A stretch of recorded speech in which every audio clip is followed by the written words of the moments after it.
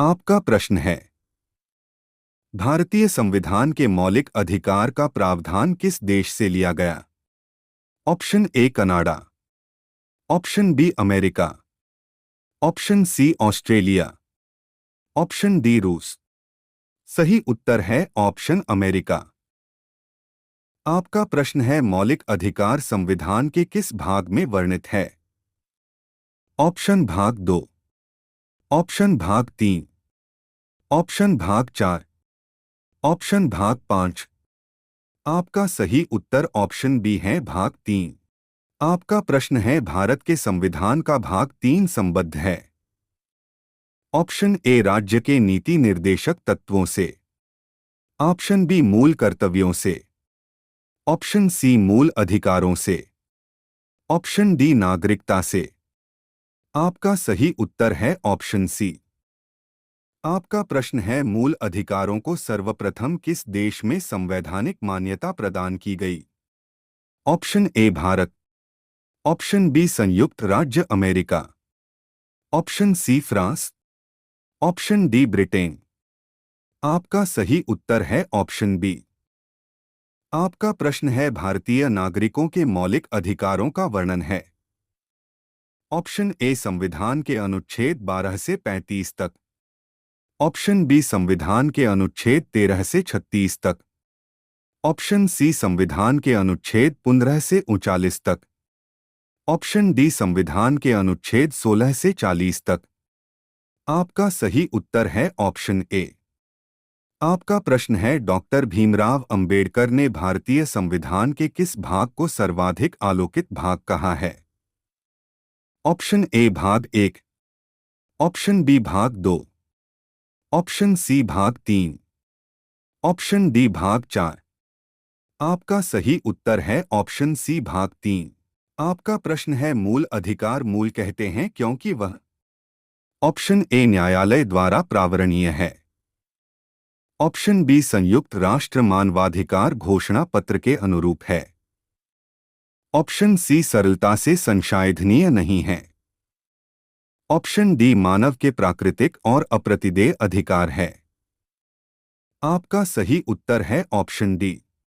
आपका प्रश्न है, भारतीय संविधान के भाग 3 में कुल कितने अनुच्छेदों में मूल अधिकारों का वर्णन है? Option A 21, option B 22, option C 23, option D 24। आपका सही उत्तर ऑप्शन डी। आपका प्रश्न है, भारतीय संविधान द्वारा भारतीय नागरिकों को कुल कितने मौलिक अधिकार प्रदान किए गए थे? Option A 6, option B 7, option C 4, option D 5। आपका सही उत्तर है ऑप्शन बी 7। आपका प्रश्न है, वर्तमान में भारतीय नागरिकों को कितने मौलिक अधिकार प्राप्त है?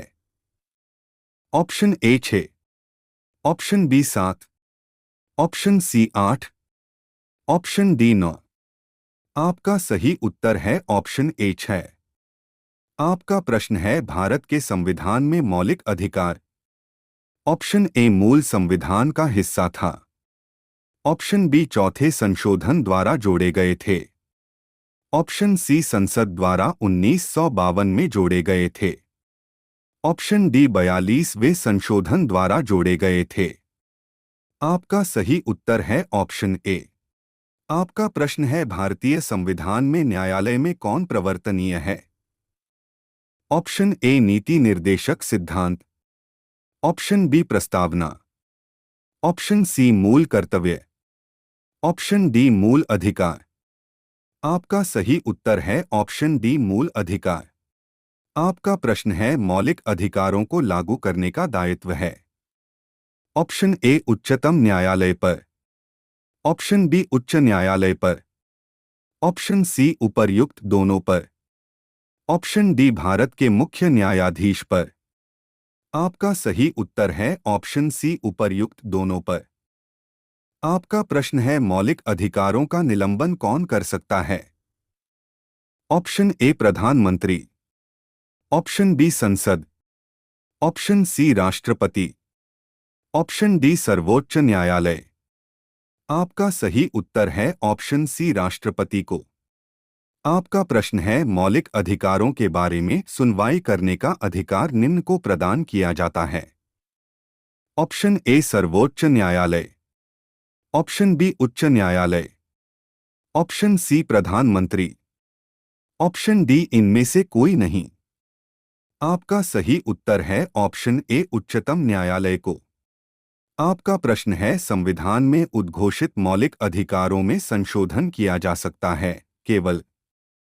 ऑप्शन ए राष्ट्रपति द्वारा, ऑप्शन बी सर्वोच्च न्यायालय द्वारा, ऑप्शन सी संसद द्वारा, ऑप्शन डी उपर्युक्त में से कोई नहीं। आपका सही उत्तर है ऑप्शन सी संसद द्वारा। आपका प्रश्न है, भारतीय नागरिकों को प्रदान किए गए मूल अधिकारों को। ऑप्शन ए निलंबित नहीं किया जा सकता है, ऑप्शन बी निलंबित किया जा सकता है, ऑप्शन सी किसी भी परिस्थिति में निलंबित नहीं किया जा सकता है, ऑप्शन डी ऊपर निर्दिष्ट कुछ भी सही नहीं है। आपका सही उत्तर है ऑप्शन बी। आपका प्रश्न है, भारतीय संविधान के अंतर्गत मूल अधिकारों का संरक्षक कौन है? ऑप्शन ए संसद, ऑप्शन बी राष्ट्रपति, ऑप्शन सी न्यायपालिका, ऑप्शन डी मंत्रिमंडल। आपका सही उत्तर है ऑप्शन सी न्यायपालिका।